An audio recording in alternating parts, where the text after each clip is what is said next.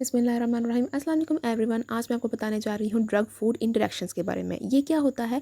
ये असल में यह है कि कोई ख़ास किस्म की दवाइयाँ होती हैं जिनके साथ किसी ख़ास किस्म के फ्रूट्स या पानी या फल या दूध नहीं लेना चाहिए। तो ये हमें जानना बहुत ज़रूरी है ताकि हम अपनी हेल्थ और अपने जो फैमिली मेम्बर्स हैं जो भी वो दवाइयाँ ले रहे हैं हम उनकी हेल्थ को जो है वो बरकरार रख सकें। तो चलते हैं हम लोग ड्रग फूड इंटरेक्शंस की तरफ। तो यहाँ पर मैं आपको बताऊँगी ऐसे जेनेरिक्स का नाम। हम लोग मार्केट में देखते हैं डिफरेंट किस्म के ब्रांड्स के नाम से मेडिसिन आते हैं, लेकिन उस बड़े से ब्रांड के नीचे एक ब्रैकेट में लिखा होता है जेनेरिक नेम। हम यहाँ पर बताएंगे जेनेरिक्स के बारे में।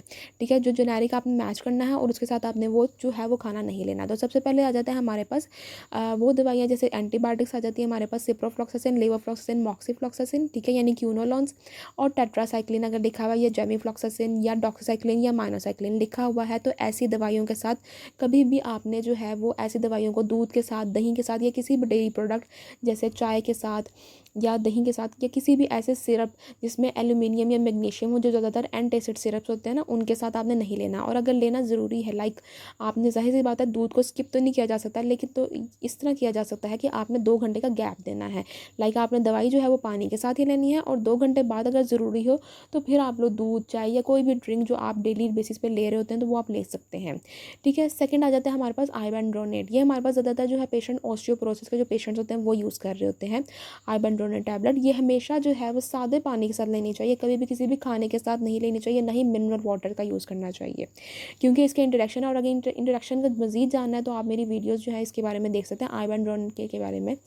उसके बाद आ जाता है हमारे पास एमलोडिपिन, निफेडिपिन, इसराडेपिन, वेरापैमिल, लिल्टियाज़िम, रिटोनाविर, एटोर्वास्टैटिन, रोज़ुवेस्टैटिन, पिटावास्टैटिन, कार्बामेज़ेपाइन, मिडाज़ोलैम एंड फिनेरेटोन। ये सारी मेडिसिन जिनके मैंने जेनेरिक नेम्स लिए हैं। ठीक है, ये जेनेरिक्स नेम आपको दवाइयों के ऊपर लिखे हुए नज़र आ जाएंगे। ये इनके साथ आप लोगों ने कभी भी ग्रेप फ्रूट का जो जूस होता है वो नहीं लेना, क्योंकि ग्रेप फ्रूट का जो जूस है वो इन दवाइयों का जो लेवल है वो बहुत ज़्यादा आपके जो आपके ब्लड में जो है वो बढ़ा देता है, जिस वजह से टॉक्सिसिटी हो सकती है। तो अगर आप लोगों को बहुत ज़रूरी है कि आप लें तो वो आपको काफ़ी ज़्यादा गैप देना पड़ेगा। अव्वल तो जब आप ये मेडिसिन ले रहे हो तो आप ग्रेप फ्रूट का जूस जो वो अवॉइड करना चाहिए।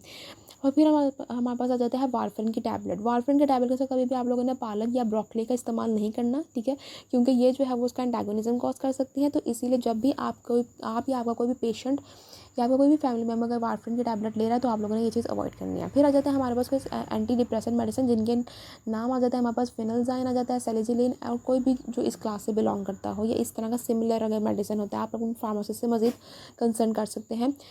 उसमें जो है आप लोगों ने उसके साथ किसी भी किस्म का जो है ना वो पुराना चीज़ नहीं लेना, मीट नहीं लेना, चिकन का जो लिवर होता है वो नहीं लेना, पिकल्ड या स्मोक्ड फ़िश जो होती है वो आपने साथ नहीं लेनी। ठीक है, ये ख़ास तौर पे फूड्स हैं जो आपको अवॉइड करना चाहिए, वरना आपका अगर आप ये ले लेते हैं तो आपका ब्लड प्रेशर बहुत ज़्यादा बढ़ सकता है। ठीक है, फिर हमारे पास आ जाता है कैप्टोप्रिल, लिजिनोप्रिल या रेमिप्रिल। ठीक है, इस तरह की मेडिसिन हो या फिर एफिनेरेनॉन हो। ठीक है, इनके साथ आप लोगों ने आम का या माल्टों का या फिर केलों का या फिर खजूर का इस्तेमाल जो है वो कम करना है, या फिर कोई ऐसी मेडिसिन जो पोटेशियम जिसके अंदर लिखा हो। पोटेशियम कोई भी हम लोग अक्सर मल्टी विटामिन्स या मल्टी मिनरल्स लेते हैं, अगर उसमें पोटेशियम मौजूद है तो उस तरह के सप्लीमेंट्स जो है वो इन दवाइयों के साथ नहीं लेने। ठीक है, वरना डेली बेसिस पे ये सब कुछ बहुत बेनिफिशियल है, लेकिन अगर आप ये दवाइयाँ ले रहे हैं जो मैंने अभी मेंशन की हैं और जो आप अपनी स्क्रीन पर भी देख सकते हैं, अगर ये आप ले रहे हैं तो फिर आपने इनके साथ ये नहीं लेना।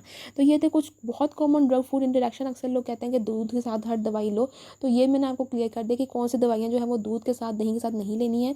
ठीक है, अगर आप लोगों को कुछ भी समझ ना आया हो तो आप मुझसे कमेंट्स में पूछ सकते हैं, फेसबुक पेज के थ्रू भी कॉन्टैक्ट कर सकते हैं। और अगर आप इसको मज़ीद डिटेल में पढ़ना चाहते हैं तो prescriptioncorrector.com वेबसाइट है, आप उस पर जाकर इस आर्टिकल को रीड कर सकते हैं।